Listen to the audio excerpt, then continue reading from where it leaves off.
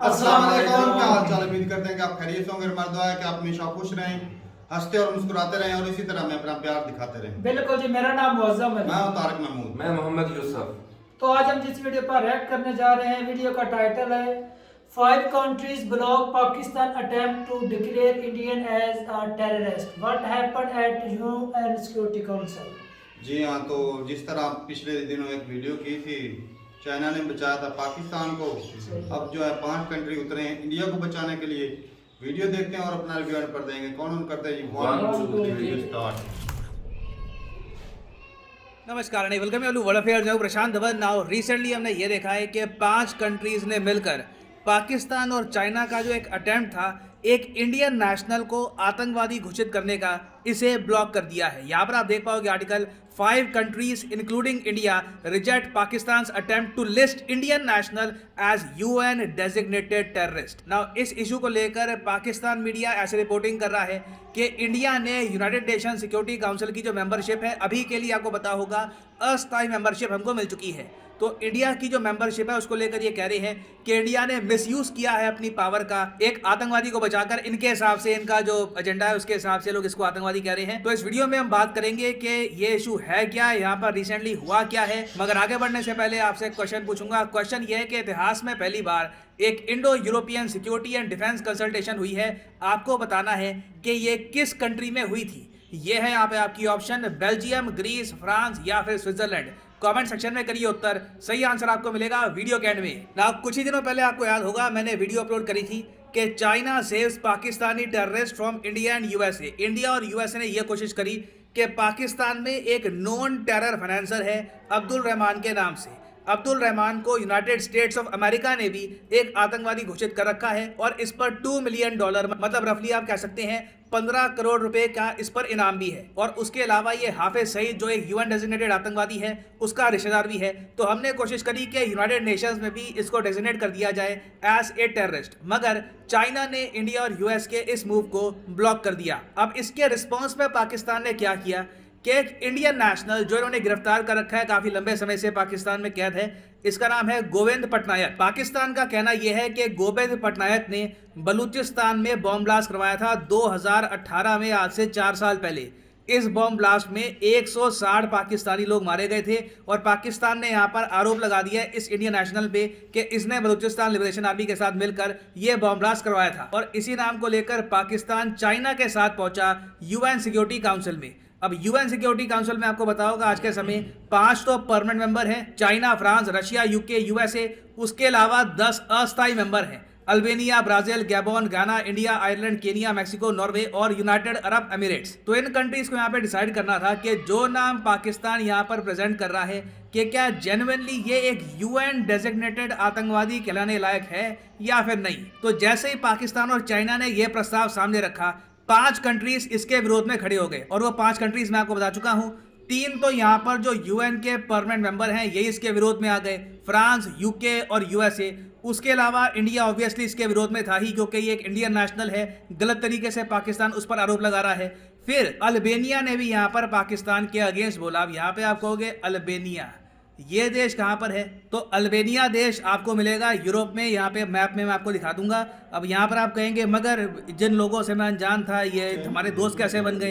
Actually Albania को vote करना ही था यहाँ पर, क्योंकि इस महीने यूएन सिक्योरिटी काउंसिल का जो प्रेसिडेंट है ये अल्बेनिया है। आपको पता होगा प्रेसिडेंसी हर महीने चेंज होती है, तो प्रेसिडेंट का अप्रूवल यहाँ पर चाहिए था इस प्रस्ताव को प्रॉपरली टेबल करने के लिए, इसकी प्रॉपर ऑफिशियल वोटिंग करवाने के लिए। तो ऑफिशियल वोटिंग भी इसकी नहीं हो पाई, क्योंकि एक तो अस्थायी मेंबर इसके अगेंस्ट थे, स्थायी मेंबर अगेंस्ट है। उसके अलावा यूएन सिक्योरिटी काउंसिल के प्रेसिडेंट ने भी यहाँ पर बिल्कुल इसको रिजेक्ट कर दिया कि ये यहाँ पर कोई प्रस्ताव, इसकी कोई सेंस नहीं बनती, ना पाकिस्तान के पास कोई प्रॉपर सबूत है। अब यहाँ पे आपका क्वेश्चन आएगा, अच्छा रशिया हमारे पक्ष में नहीं बोला? चाइना तो खैर ऑब्वियसली पाकिस्तान का समर्थन दे रहा था, रशिया नहीं आया हमारे समर्थन में जैसे यूएसए आया, यूके आया।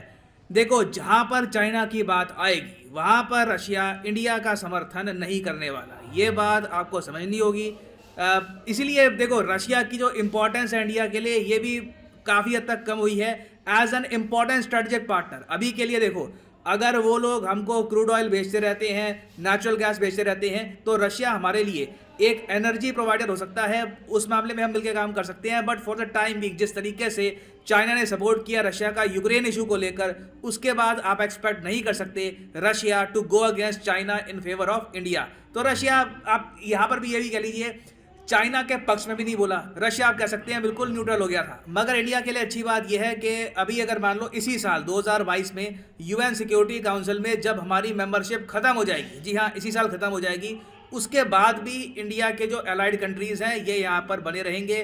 फ्रांस है ही यहाँ पर, उसके अलावा यूएस है, यूके पे भी हम कुछ डिपेंड कर सकते हैं। और अगले साल 1 जनवरी 2023 से आप देखोगे कि जापान भी बन जाएगा यूएन सिक्योरिटी काउंसिल का मेंबर, अस्थायी मेंबर 2 साल के लिए।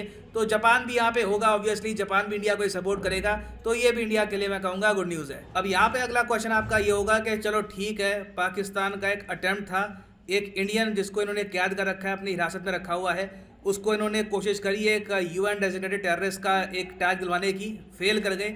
आगे हम क्या कर सकते हैं? देखो मैं यही कहूँगा, कहीं ना कहीं इंडिया को चाइना के अगेंस्ट बोलना होगा इस कंटेक्स्ट में कि क्या चाइना टेररिस्ट को डिफेंड करने वाला कंट्री है, क्या चाइना पाकिस्तान जैसे टेरर स्पॉन्सरिंग कंट्री का सपोर्ट करने वाला देश है। और इंडिया के लिए मैं कहूँगा इससे सुनहरा मौका चाइना को इस इशू पर टारगेट करने का नहीं आएगा। ऑलरेडी हमने देखा है कोविड-19 की वजह से चाइना की काफ़ी आलोचना हुई दुनिया में। फिर रिसेंटली हमने ये भी देखा कि यूक्रेन के विरोध में जब चाइना खड़ा हो गया, रशिया के समर्थन में बढ़ चढ़ के चाइना खड़ा हुआ है, उसकी वजह से भी चाइना के अगेंस्ट आज के समय काफ़ी नेगेटिव सेंटिमेंट है। तो अभी देखो ब्रिक्स का समिट होने वाला, आपको पता होगा ब्रिक्स के समिट में, ब्रिक्स का जो ये समिट होगा चाइना में, ये फिजिकली यहाँ पे लीडर नहीं जाएंगे, सारे लीडर वर्चुअली अटेंड करेंगे, मोदी जी भी चले जाएंगे, यहाँ पर वीडियो कॉन्फ्रेंसिंग होगी। और बताया जा रहा है कि इस समिट में मोदी जी अपने स्पीच में बोलेंगे कि चाइना ने काउंटर टेररिज्म की प्लेज ले रखी है, चाइना ने ऑफिशियली स्टांस लिया है कि आतंकवाद के खिलाफ ये खड़े होंगे। तो इंडिया रिमाइंड करवाएगा चाइना को ऑफिशियली इस बात को लेकर, मगर ये काफ़ी नहीं है। ब्रिक्स समिट में कौन मीटिंग होगी, कौन कवर करेगा उसको, उसका डिक्लेरेशन भी वेस्टर्न मीडिया कवर नहीं करता। वेस्टर्न मीडिया स्ट्रेटेजिकली ब्रिक्स को बिल्कुल साइड लाइन गायब करके रखता है। इंटरनेशनली ब्रिक्स की इतनी बात होती नहीं है अनलेस कोई बड़ी डेवलपमेंट ना हो जाए। तो मेरे हिसाब से किसी इंटरनेशनल फोरम में कहीं ना कहीं जयशंकर साहब को ये इशू उठाना होगा और चाइना से जेन्युइनली क्वेश्चन पूछना होगा कि क्या आप पाकिस्तान की तरह ही अपने बैकयार्ड में सांप पालने को तैयार हो, क्या जेन्युइनली आप इस राह पे चल पड़े हो? क्योंकि पाकिस्तान में टोटल यूएस के हिसाब से 12 फॉरेन टेररिस्ट संगठन है। जब ये फॉरेन वर्ड यूज़ करते हैं तो यूएसए के हिसाब से फॉरेन, पाकिस्तान तो यूएस के हिसाब से फॉरेन हुआ। तो पाकिस्तान में 12 आतंकवादी संगठन है, मैं नाम ही मैं खुद भूल जाता हूँ काफ़ी बार, जैश ए मोहम्मद है, फिर अभी रिसेंटली इनके काफ़ी सारे ग्रुप्स खड़े हो गए हैं कश्मीर को लेकर। तो ऐसे कंट्री को बार बार चाइना डिफेंड कर रहा है, फिर काउंटर अटैक कर रहे हैं इंडिया पे कि इंडियन नेशनल को डेजिग्नेट करवाएंगे एक आतंकवादी। हालांकि 2 बार चाइना इसमें फेल हो चुका है। जो अभी ये न्यूज़ आ रही है ना, यहाँ पर चाइना पाकिस्तान ने जो ये करने की कोशिश करी है, सेम काम दोनों देशों ने 2020 में भी करने की कोशिश करी थी। उस वक्त भी यूएन के बाकी देशों ने चाइना पाकिस्तान के इस प्रस्ताव को ब्लॉक कर दिया था। तो घूम फिर के बात यही आती है, ये दोनों देश इंडिया के अगेंस्ट यूएन में और जगह स्टेप्स उठाते रहेंगे। क्या इंडिया फाइनली चाइना के अगेंस्ट बोलेगा वर्ल्ड स्टेज पे या नहीं, ये देखना होगा। This is a big question. ना वापस आते हैं उस क्वेश्चन पे जो मैंने आपसे पूछा था वीडियो की स्टार्टिंग में कि पहली बार इतिहास में इंडिया यूरोपियन यूनियन का सिक्योरिटी डिफेंस कंसल्टेशन हुआ है। यहाँ पर cyber security, defence, maritime security, बहुत सी चीज़ें कवर करी गई। तो ये मीटिंग किस कंट्री में हुई थी, बहुत न्यूज़ में था ये। तो सही उत्तर इसका है ऑप्शन ए, बेल्जियम। बेल्जियम की राजधानी ब्रसल्स में ये मीटिंग हुई थी। और यहाँ पे आप देख पाओगे, इसका आपको आर्टिकल भी मिल जाएगा। और हाँ, फाइनली यहाँ पर मैं ये भी ऐड कर दूँ कि आप किसी भी एग्जाम की तैयारी कर रहे हैं, चाहे यूपीएससी, एसएससी, बैंक, अभी रिसेंटली एसएससी से याद आया, हज़ारों वैकेंसीज आने वाली हैं एसएससी की। आप देखोगे आने वाले 18 महीनों में बहुत सी सरकारी नौकरियां आने वाली हैं। तो आप किसी भी एग्जाम की तैयारी कर रहे हैं, आप कोर्स परचेज कर सकते हैं। फॉर एग्जांपल लेट्स से आप प्रिपरेशन कर रहे हैं एसएससी की, क्लिक करिए एसएससी के लिंक पर और यहाँ पे आप परचेज कर पाएंगे एसएससी का कोर्स। जो 24 महीने का कोर्स है, ये पर मंथ आपको पड़ेगा 375 रुपीज़ का। मगर जो प्राइस लिखा है, पे करने की आवश्यकता बिल्कुल नहीं है। सिंपली यहाँ पर कोड डालो PD10 and the prices will start following. So use the code PD10 and save money. So इसी नोट के साथ ये है वीडियो का। Thank you for listening and as always God bless you all.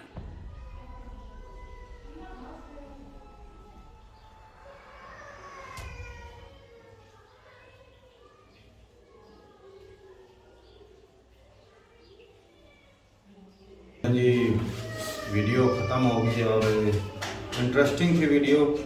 एक दूसरे को अपना चोर ना बोलने का आदत हो गई है। और जिस तरह हाल ही में इंडिया और अमेरिका ने कहा था कि जो है पाकिस्तान में एक अब्दुल-रहमान जो है आतंकवादी वो है, तो सेम वही चीज़ जो पाकिस्तान ने की। लेकिन जो पाकिस्तान ने पकड़ा हुआ भाई वो तो 2018 में पकड़ा है। और अगर वो बम ब्लास्ट में था 160 बंदा मरा है, वो भी इंसान ही थे। अगर इंडिया में कोई मरते हैं तो वो भी इंसान होते हैं, पाकिस्तान में मरते हैं तो वो भी इंसान होते हैं। तो भाई अगर वो उस हमले में मुलव्वस था, तो जिस तरह अगर चाइना के खिलाफ अगर आप इंडिया आवाज़ उठाएगा कि ये आतंकवादियों को सपोर्ट कर रहा है, तो ये जो 5 कंट्री है उस आतंकवादी को सपोर्ट करने के लिए खड़े हो गए हैं, तो ये भी तो उतना ही गुनाहगार है भाई।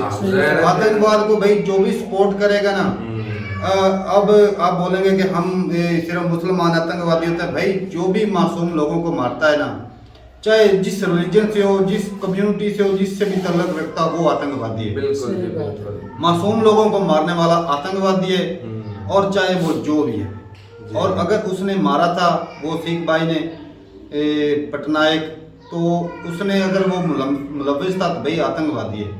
उसको अगर आप सपोर्ट कर रहे हैं तो आप भी आतंकवादियों को भाई सपोर्ट 4 साल से वो ऐसे ही जेल में कैद है। सही बात है। कोई ना कोई वजह और है। भाई बलूचिस्तान में इन दोनों कंट्री ने जो डिक्लेयर किया हमारे उस मक्की को, उसके ऊपर हल्के भाई रोड साहब, साबित ये भी तो हुए, लेकिन इसके अमेरिका ऊपर और रोड इंडिया तो साबित कभी भी हो चाहता गया ही है। नहीं हमारे खिलाफ FTA में वो जो ग्रे लिस्ट वाला मामला है, ये तो हमें निकलने ही नहीं देंगे वहां से। भी है। ये तो चाहते हैं कि ये आप निकल निकल ही गए थे, लेकिन उन्होंने न्याय पड्डा पाकिस्तान के ऊपर ला दिया भी। ये हाँ, एक और मतलब इशू ये उठा देते हैं, सबूत तो ये अगर लोग ही उस देते ग्रे हैं लिस्ट ना। से निकले ही ना। हाँ। लेकिन उससे उम्मीद तो काफी बढ़ गई हमें निकलने की। लेकिन ये भी है मौजूद के अमेरिका जो है ना, वो किसी हद तक ना पाकिस्तान की सपोर्ट करता है, लेकिन इस वक्त मौजूदा हालत में उसको इंडिया की भाई हर कोई अपने मफाद के लिए मफाद, सपोर्ट बिल्कुल करता भाई। है। तारक भाई ना कोई इतनी अच्छा। दौर में ना कोई दोस्त रहता है, इंडिया ना और कोई दुश्मन, पाकिस्तान अपने की मफाद के लिए दोस्त और उसमें दुश्मन सबसे सब बड़ा होते हैं। हाथ तो अमेरिका का ही है।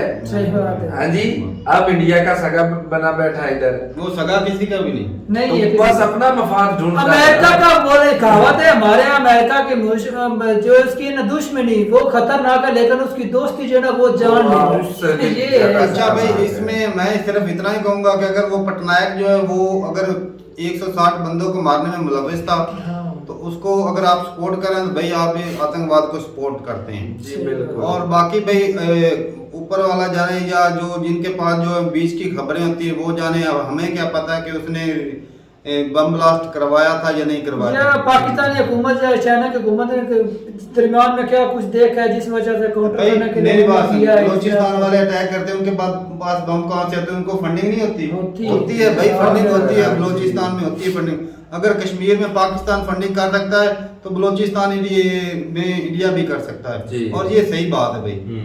और बाकी आप बोल सकते हैं कि भाई हम नहीं फंडिंग करते। भाई सब कुछ होता है बीच का रास्ता में ना, सब कुछ होता है। जय वो कहते हैं ना, जंग में और प्यार में सब चलता सब है। जायज तो ये जय ऐसे ही मतलब बीच बीच में ना क्योंकि खिचड़ी खूब बलूचिस्तान बनती को तोड़ेंगे तो भाई पाकिस्तान के पास क्या बचेगा? कुछ भी नहीं बचेगा। पाकिस्तान को तोड़ेंगे बस जेरे जमीन वाद नहीं आता बलूचिस्तान के अंदर ही बलूचिस्तान के होगा। अंदर तो भाई इंडिया चाहता है कि टुकड़े हों पाकिस्तान के। और ये तो बात सच है भाई, आप मानो या ना जिस तरह मानो। पाकिस्तान चाहता है ना कि इंडिया के टुकड़े हो, मतलब ऊपर से सपोर्ट करता है, उस तरह भाई इंडिया भी चुप करके तो नहीं ना बैठा हो, सब वो चाहते भी हैं, अपना ये सियासत इसी चीज का नाम है। ऐसे और जहां तक बात है अमेरिका की, तो अमेरिका भाई साहब इस्तेमाल करता है।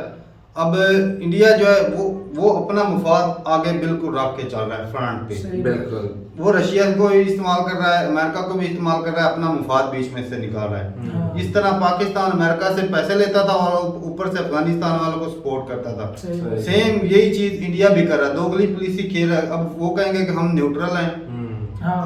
तो पाकिस्तान भी तो उस वक्त न्यूट्रल ही था ना।